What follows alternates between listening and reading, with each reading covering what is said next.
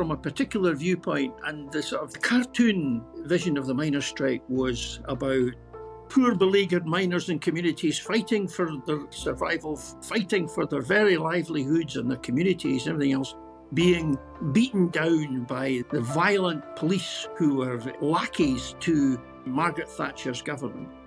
And that's the sort of the cartoon version of the miners' strike. And of course that was not true at all. In 1984 I was a chief inspector and I worked at headquarters, and I had a lot to do with the miners' strike because I was the force information officer at that time, and I would often go out with the Gold Commanders, the ACCs, who were in charge of the operation at Bilston Glen, running right through the winter, a very cold winter of 1984 into 1985. So I saw the full spread of the miners' strike and what went on and what didn't.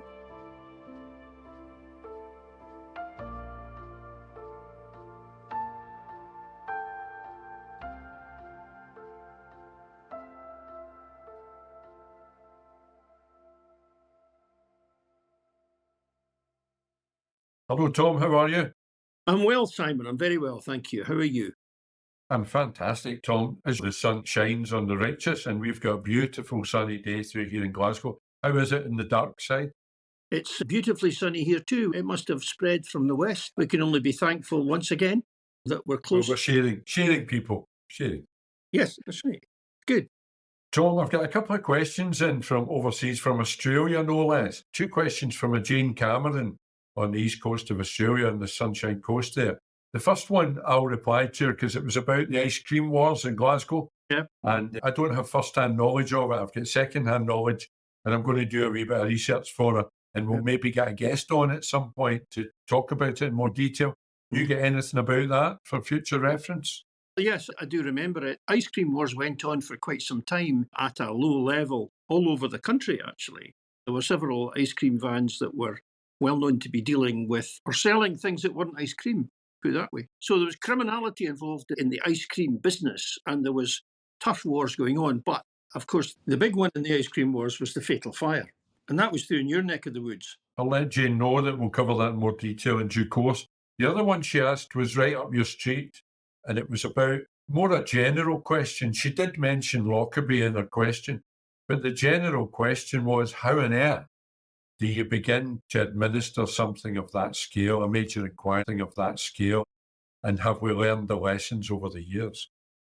It's very difficult. My first instinct always was to start small and build up. Lockerbie was a very good example of that. There was a big job to be done at the actual scene, and so there were hundreds, and we sent down every day for weeks 200 officers on buses every morning at 5 o'clock from our headquarters and down, and spent the whole day and then came back up. The most arduous of jobs, really, Simon, and it was a bitterly cold winter into the bargain, so it was really, really difficult. That was one phase. In terms of the investigation started small, led by Strathclyde, John Orr. I think he was one of the first SIOs, and there was a mixed team. My own colleague Stuart Henderson from the Lothian Border CID, a very fine detective. He went down, he was deputy and eventually became the SIO. And the big issue about Lockerbie was to stop it growing arms and legs, because people arrived from all over the world. The FBI came over, there was all sorts of folk wanted to become involved in it. And it's very difficult then to make sure that nobody's trampling over evidence and that everything is done systematically. We were lucky at that time in that we had some very good pathologists working in Scotland. Professor Tony Busuttil, who was the professor of forensic medicine at Edinburgh University, was one of the leading forensic scientists down there. Despite the fact that we're dealing with hundreds of bodies and parts of bodies, they took a very systematic approach to it and just kept going in that way. And the trouble is, in terms of experience, what lessons have been learned, the problem is, and we've covered this before, is that the police are very bad for institutional memory. Every officer who was involved in Lockerbie has now left the service, and most of the senior officers are now no longer with us. And a lot of their experience has gone with them, because unlike the scientists, we do not routinely write down and record the issues that we've faced, and so the learning is not passed on. And to me, that's one of the big problems we've got in policing, is this lack of institutional memory, and where successive generations have got to make the same mistakes and learn the same lessons as they go along. You and I both know you'll see a case in the newspapers unfolding, and you'll see things and you go, oh, no, you didn't do that, did you? And, and it's a continual frustration to me, and we've never been able to sort that, in my view, and it still happens to this day. Thanks, Tom. Jane, bear in mind that was the short answer. Thanks for that question from Jane Cameron in Australia. Obviously, Scots descent there somewhere. Tom, it's very interesting what you're saying there, because it brings us nicely on to today's subject for our podcast here at Crime Timing. And it's interesting what you say, because the standard comment, not just from the police, but from most institutions, the health service, the Crown, whenever there's a mess, a cock-up, let's not beat about the bush, the great escape line is lessons have been learned. Mm-hmm. Moving forward, and we've put new procedures in place, and we've done this and we've done that. Let's see how true that is with our next subject, because what we want to do here is pay a bit of respect to 40 years ago, the horrific experience for everyone involved and the country on a huge scale was the miners' strike of 1984. And I know that you gave evidence to the subsequent inquiry into what had gone on there. So you obviously, as always, we rely on you for real insight as someone who was involved as a policeman policing that. So can you give us your perspective on that, Tom, and what led to you giving evidence? And Lothian and Borders were very much involved in everything that went on there. I did give evidence. I was involved in both miners' strikes, actually. I was a PC in the 1972 miners' strike. Everybody forgets about the 72 miners' strike because it lasted only a few months. But actually, the 72 miners' strike was very violent. Was that the strike that resulted in the blackouts? Because I would have been 13 at that time, and I remember that we played cards and had to do things in the house because there was no power. Would that be right? Yeah, but Simon, as we both know, you didn't have electricity in your house at that time anyway. Being in the Wild West. That was the period of the winter of discontent. And of course, what it led to in 1972 was the fall of the Heath government, the Conservative government. And that was really the backdrop. People forget that was in the memory of politicians, particularly when 1984 came along. And I think that there was certainly a political mindset that they were not going to get beaten again, and that the powerful unions were not going to be able to drag down governments as they had with the Heath government. And so I think that was the backdrop to it. One of the reasons I gave evidence to inquiry was that it really annoys me that there's so much revisionism of the miners' strike from people who weren't there.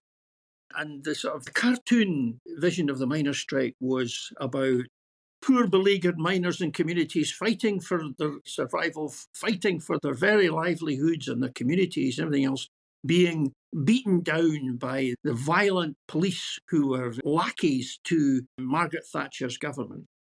And that's the sort of the cartoon version of the miners' strike. And of course, that was not true at all. In 1984, I was a chief inspector. And I worked at headquarters, and I had a lot to do with the miners' strike because I was the Force Information Officer at that time. And I would often go out with the Gold Commanders, the ACCs, who were in charge of the operation at Bilston Glen. My experience in the miners' strike, and I made this very clear at the inquiry, was only at Bilston Glen. I have no knowledge, first-hand knowledge, of what went on at Ravenscraig and what all went on in the Fife coalfields, because I wasn't there. But I was at Bilston Glen. And I was at Bilston Glen a lot over the year, starting now, 40 years ago just now, running right through the winter, a very cold winter of 1984 into 1985. So I saw the full spread of the miners' strike and what went on and what didn't. Just for our listeners, Tom, where is Bilston Glen? What size of mine was it? Bilston Glen was known as the jewel in the crown of the Scottish goldfield. And Bilston Glen is just outside Edinburgh, in Midlothian, just a few miles outside Edinburgh. It was a very deep mine, but it produced very high quality coal. And there'd been huge investment at Bilston Glen. And Bilston Glen was one of the biggest pits left in Scotland. People also forget that most of the pits in Scotland and most of the pits in the UK were actually closed before 1984. They were actually closed in the late 70s because they weren't economic, as simple as that. The Australian open cast coal mining industry was coming on stream. Then it was cheaper, believe it or not, it was cheaper to bring coal from Australia by ship than it was to mine it from under our own ground, because deep coal mining is so expensive and so dangerous and so fraught with difficulties that it was actually cheaper to bring it from Australia. And that, in effect, is what sounded the death knell for the Scottish mining industry. So this is not an event that happened in 1984. This is something, there was a change in the way that we were securing our power supplies over a longer period of time than that. With the strike of 72 in the background, that had brought down the Tory government at that time. As always, politics is the main driver here. And obviously from the miners' side, with Mr. Scargill, etc., politics were playing a huge part on their side as well. Totally. The miners' strike of 84, 85 is the conclusion of a much longer story. And what annoys me is that nobody tells that much longer story, nor do they go into in any great detail the long-term consequences of the miners' strike in a whole lot of areas other than just the miners. If there's one person I would rely on to make a story longer, it's yourself. So we're in good hands here. I'm sure that was a compliment. I'm sure it was. I've just got to think about it. All right, listen, I'll be very brief. The miners came out on strike as we entered spring, when the coal stocks were at their record high, because the minute the Tories had come into power, they had recognised that at some stage they would have to take on the mining unions, because the mining unions wanted to overthrow the Tory government, and so they started to build up coal stocks. So here we are, the miners are led out on strike as we enter spring, when less coal is required and when coal stocks are at the very highest they've been for years and years. Wrong time and wrong place to actually go out and strike. I knew some of the Scottish miners' leaders personally. I'd met them, spoken to them. And I've no doubt that had it been left to wiser heads, older heads, they would not have chosen to come out on strike when they did. They were on a hiding to nothing from the start. And I'm saying, Tom, I remember 72 playing cards with my parents and my brother and stuff. That's because it was winter nights. It was cold winter nights when we lost the power through the miners and brought down the Tory government. To try and do that in springtime with high supplies, reserves of coal, was folly. Absolutely. Wrong time, wrong place. So you start out with that. But that's because Scargill was driven by political dogma. He was not thinking tactically in terms of what's the best time to show our muscle, what's the best time to get a result. Were all the mines closed then? Was it a walkout across the board by the miners' union? Very much. Some miners did not come out. And this was the big problem, of course, because some miners decided not to strike. And so the National Union of Mine Workers picketed the pits to close down the pits, in effect. And this is where the problem started, in that the police had no choice but to preserve the right of people going about their lawful business. Just as it's your right to go out and walk down the street outside your house without fear of being molested, so it was their right to go to work if they wanted to. And it was to preserve the right of people, no matter if it was just a handful of people, to go to work if they wanted to. People have made all sorts of long-winded political justifications for the strike and for strike breakers. But actually, if you're a police officer, it's really quite simple. You've got a job to preserve the peace and to allow people to go about their lawful business. And that is what we did. And also, Tom, part of that duty is to allow the pickets to peacefully protest about that in the proper manner, to give them space to let them voice their opinion, hold their placards, do whatever they want. So the police position is of neutrality in the middle there to allow both the protest and people to make a decision about what they want to do. Yeah, we were the jam in the sandwich, and looking at all this public order problems that are just now in the country, it is the traditional role of the police to be the jam in the sandwich, just to preserve the peace, but allow people to protest peacefully, but to go about their business. And the thing is, Simon, nobody, and I mean nobody, in the police service wanted to be there. Nobody had joined the police service to stand on a picket line. We all had other things to do and other things we wanted to do. working in the community or solving crime, whatever. Nobody joined up to do that. But as you know, and I know, you've got to take the rough with the smooth. And that was a year that was incredibly rough. With hindsight, which is a great gift to have, these are smaller communities, almost by definition. Where there's a mine, a working mine, there's a community come up round about that mine, where most people, either directly or indirectly, their subsistence is reliant on the workings of the mine. The suppliers, the wee shops, the paper shops, even the pubs. Everybody in the community is reliant on the incomes from those miners, including the police officers who work that village or town, who police it. They know everyone. As you know, we police by consent in this country. So with hindsight, rather than ostracise and utilise all these police officers, I'm going to ask you about the resources that it took up in a minute or two. With hindsight, would it have been better to bring the army in? No, absolutely not. No. No, military aid to the civil power, absolutely last card in the pack. And absolutely not. But I tell you, Simon, it's funny, because if the same thing happened today, right now today, then the police service would have to do exactly the same thing as they did in 1984. Because our basic duties have not changed. We're there to preserve the peace and keep law and order. And in many other parts of the world, there are paramilitary police units like CRS and the Guardia Civil in Spain and whatnot. Thankfully, in the UK, we only have the police service. And sometimes that's a strain, and sometimes we could do with reinforcements, but calling in the military to civil power, MACP as they call it, last card in the pack. Okay.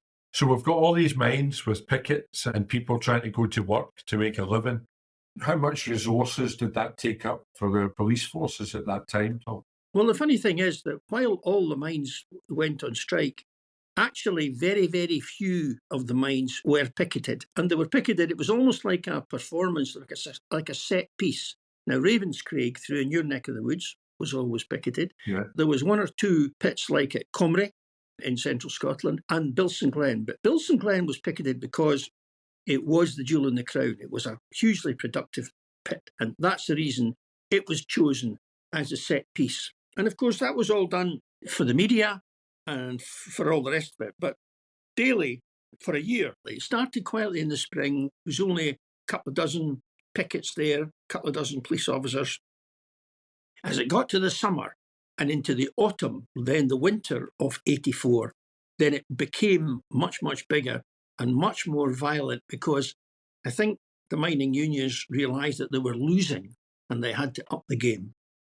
And the resource implications were huge. And the consequences were huge, Simon, because I know for Lothian and Borders, all our community policing just went by the board.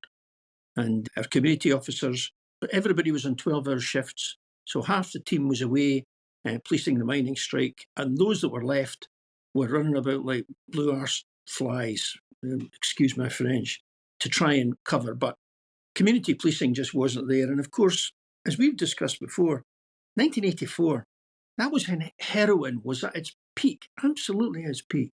Violent crime was at its peak. We had 2 serial killers in Lothian and Borders. It was a time when we could least afford hundreds of officers to be away every day, sitting on buses or standing in lines on a picket line out at Bilston Glen. And that's when it was, Tom. It was hundreds of officers tied up every day for 12 hours a day on these picket lines. It was. I tell you, they're both away now. All the senior commanders, all the gold commanders, certainly in my neck of the woods, are no longer with us, but they were exceptional. One of them, Hugh Watson, who was in the ACC operations, was a man who'd been brought up in the mining areas, and he had a lot of empathy and a lot of understanding of mining communities, and he made sure that what we did was the minimum we needed to do. So in other words, there was no batons used, there was no protective headgear, there was no shields, there was no horses, there was nothing. There was just police officers in their everyday uniforms. And he said to me, look, the trouble with this, Tom, is, he said, we've got to go back into these communities once this is all over. The other ACC we had was a man called George Bird, and he was the reserve commander. And he had been a miner. He'd been a what they called a Bevan boy. At the end of the war, when they didn't need any more soldiers, people who did national service were actually put down the mines by Aaron Bevan. who was the great miners' leader, the union leader, of course, and they were called Bevan boys. He'd actually been down the mines. So he understood more than any of us what the kind of jobs these fellas did. So again, there was this huge sympathy, but at the end of the day, we had to do our duty. And that's all there is to it. And that duty of the police officers is the jam in the sandwich. It's always the jam in the sandwich, Tom, isn't it? Tom, how did you end up at the inquiry then? When was the inquiry? What was the format of it? Where did it take place? And what was your part in that? The inquiry was 2 or 3 years ago now. It was an independent inquiry led by a QC, and it was to take evidence about policing of the miners' strike. And of course, the implication was that terrible wrongs had been done to the mining communities by the police. And I thought, wait a minute. And so I contacted through the government. I said, hang on a minute, this isn't right. I was there. And of course, again, none of the people who were the gold commanders were alive and well. And I was damned if I was going to let their names be smeared when they weren't there to defend themselves. I went along, gave a lot of evidence to it and said, look, what happened, Simon, was that quite a lot of miners were locked up for breach of the peace. And quite a lot of them, to be honest, were the miners' leaders. They had to show themselves. It's a bit like you deal with a gang of laddies in the street. The leader has to show themselves. The leader has to come forward and prove his mettle. Yeah. So it's these guys that were getting howked out for breach of the peace. Now, instead of pleading not guilty and going to trial and having a bail condition put on them, what they were doing, on advice from their unions, I understand, is they were pleading guilty and paying the fine. And of course, the National Union of Mine Workers would pay the fine. The problem with that was, Simon, that made them vulnerable to the Coal Board, who sacked them and blackballed them from ever working in the mining industry again. Now, my view on that was unfair, because that was an extrajudicial punishment. So in other words, it was what we used to call a push and shove breach of the peace. It was no big thing. Okay. And for that, their whole lives were tainted. And that was unfair. But at the same time, my view was quite simple, that after the miners' strike, after 2 or 3 years, I ended up as the divisional commander in an old mining area adjacent to Lanarkshire, actually. And the devastation there in the small mining communities was extreme, not because of what had happened on the picket lines, but because of what hadn't happened afterwards. And what hadn't happened afterwards, there had been no investment in retraining. Once they start going down, in comes drugs, in comes crime, in comes all the other things that have a really bad effect, a corrosive effect on communities. And that, to me, was the learning point about the miners' strike. It was not about the picket line, but how we handle post-industrial decline. And it was a lesson that was learned through your neck of the woods with the steelworks and the shipbuilding. Yes. And now it was the coal mines. It's the same lesson which has never been learned.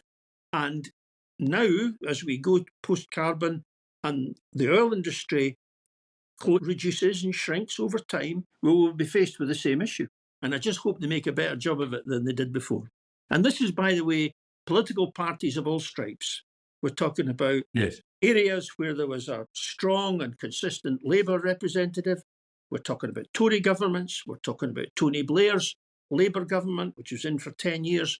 None of them did anything like enough to invest in retraining and giving new skills to these men who, by the way, were hard-working guys who I'm sure could have been retrained to some useful purpose if they'd taken it seriously. I was doing a talk at the weekend, Tom, on Friday night to a business group about LEAP, about Law Enforcement Action Partnership and our desire for change in our drug laws. And somebody said to me, in fact, he's a lawyer, and he said to me at question time at the end of it, Simon, this is so obvious. And this is business people, lawyers, accountants, a chemist was there. It's got past the stage of having to convince lay people about how wrong the drugs war has gone and how we need something, some different course taken. And he was saying, it's so common sense. Why can our leaders, our politicians that are in power not see this? And we all look to each other and realise that it's politics. At the end of the day, the politics are more important than the issue. It's being the party line. It's thinking about the next election. They're always thinking about the next election down the road. And that seems to be the case here, that the real issues are people's jobs and people's livelihoods in these communities and the businesses that survive on the back of the mining industry. And there's more attention paid to how the politics are going to pan out. The government's not going to be brought to its knees. And that seems to be a theme, Tom, throughout our democracy, if you like. Well, I think there is a theme, and one thing that always attends that for me is that everything in politics is very short term. So there is no point in a political leader making a 20-year plan because they know full well they're not going to be there in 20 years. And the only thing that really counts is a 5-year plan to take them up to the next election. That is the big problem. It was so blindingly obvious when you saw these wee mining places. Now, ironically, a lot of these places have now come back as commuter towns and big new houses built beside the old villages, behind the old villages. But they are not people who live and work nearby. They're people who are getting on the motorway and coming to Edinburgh or going to Glasgow. Okay, so the inquiry, did you get a good hearing at the inquiry, Tom? Did they take on board what you said? Yes, I thought I did. And I thought the inquiry report was very fair. John Scott, who was the QC at that time, he's now a High Court judge, now Lord Scott. He was chairing it, and I thought he gave us a very fair hearing. There was myself and 2 or 3 others, and our views were reflected in the report. So, yes, I thought we did. But there's a sort of tabloid view about the miners' strike. For a start, they always conflate the images from England and Scotland.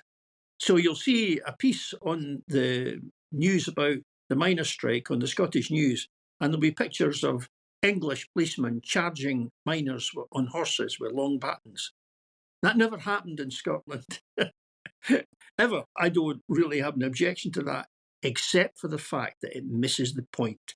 It misses the real learning about the miners' strike, which, as we've just discussed, is how you handle post-industrial decline.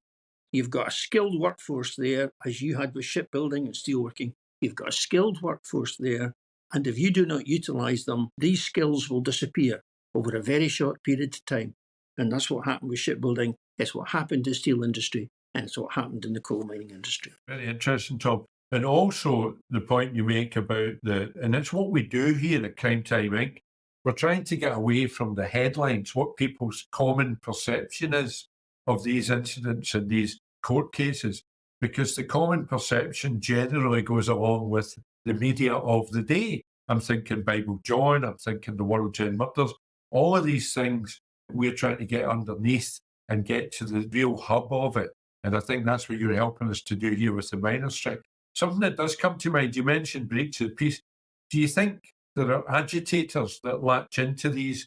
They see these things happening, whether it be a vigil for someone who's been murdered, or whether it be a racist demonstration against racism or homophobic, whatever it might be. Do you think there are agitators amongst us who like to take advantage of these confrontational situations? Well, that was certainly the case during the miners' strike. There were agitators who came out and stood at the back, obviously, always at the back, but they'd be throwing stones. I was standing beside the ACC when a huge ball bearing, about 2 inches diameter ball bearing, had been chucked up, and it landed thud right at his feet, and it landed with such force that it actually indented itself into the tar at his feet. I picked it out, and I don't know what happened to it. I had it for years on my desk as a sort of memento. Tom, that must have been a world champion. That must have been an Olympic thrower that was in there to throw it as far as an ACC. We were lucky. The police service have not always been well led, but it was then, certainly in our neck of the woods. We were lucky to have these men who had a tremendous understanding. They did the minimum they had to do, but they didn't do any more because they knew that they would have to rebuild relationships, and which we did pretty quickly. But some years ago, about 10 years ago, I was invited, I think, to sit down with a few of the ex-miners leaders who, a lot of them had gone on to have very successful second careers. And we were talking about it, and it was a radio show. And when the microphone was switched on, I said to them, "Listen, gentlemen," I said, "none of you would be alive today if you'd stayed underground." And they all nodded. They said, "Yeah, you're right, we wouldn't be." Because the silicosis, the dust, coal and cancers, it was a dreadful, dangerous way of making a living. No health and safety inspector would have approved it now. No. It was a dreadful way. That's one of the reasons why the Union of Mine Workers had such vast wealth at one time, was because most of its members died young. The number of premature death and disease was very high. So in the long term, it was the best thing that could have happened to them that they came up and got jobs in the clean, fresh air. Maybe a word, Tom, for the miners who, with families and mortgages and all the things, the trappings of life at that time in 1984, because of the picket lines or because of peer pressure or whatever you want to call it, they weren't getting paid at that time, were they? They were striking for that year with no money.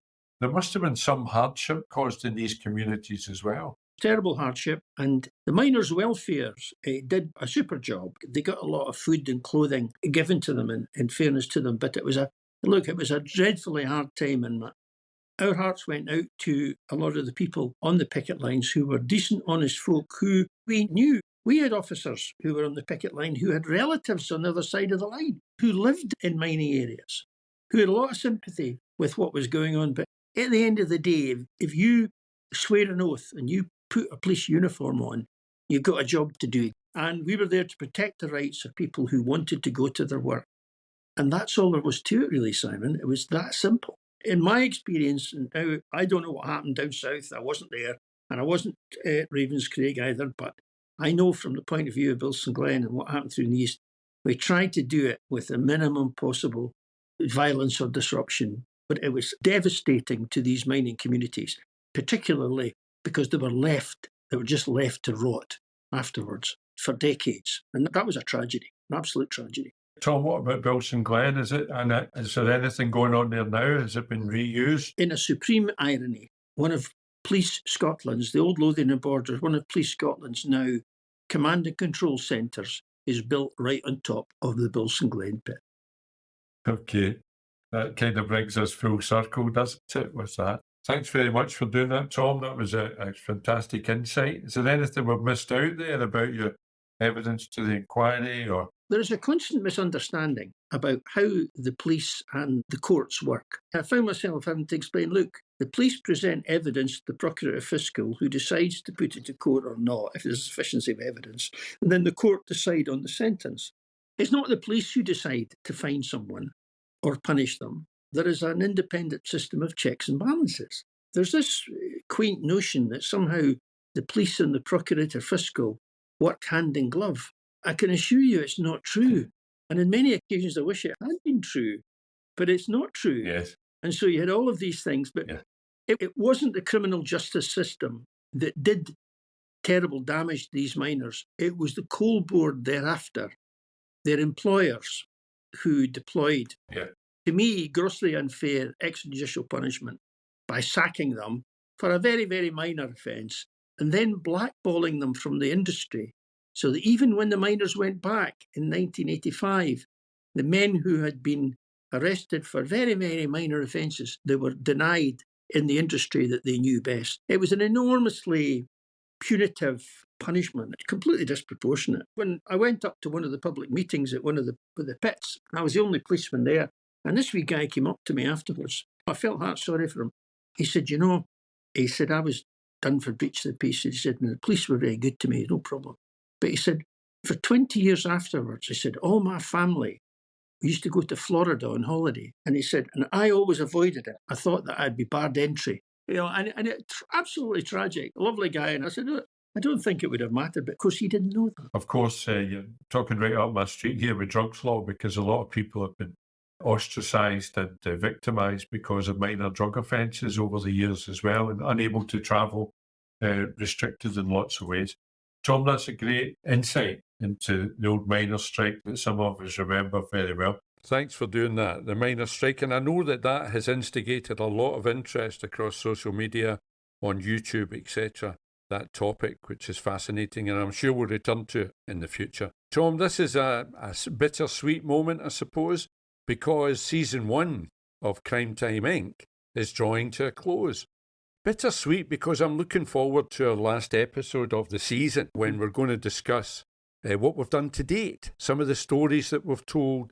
I know that it's been a bit of a revelation for both of us being able to talk things more thoroughly. Have you enjoyed it, Tom? Yeah, I have. And for that reason, actually, because, I've spoken about a lot of cases that I was very much involved in, but I've been able to speak in much greater detail than you would do for television or a radio programme. We've had some great guests, and I'm very much looking forward to season 2. Brilliant. And next week we'll hear from some of the guests, some of the clips, some of the highlights, if you like, over the last 30 episodes that we've been involved in. And especially looking forward to introducing season 2, some teasers for our listeners with some of the subjects and some of the guests that are coming up. They'll hear all about that next week. So great, Tom. Thanks very much. Season 1 has been a blast, and we'll bring it to a close next week. Speak then. Bye-bye. Bye, Simon.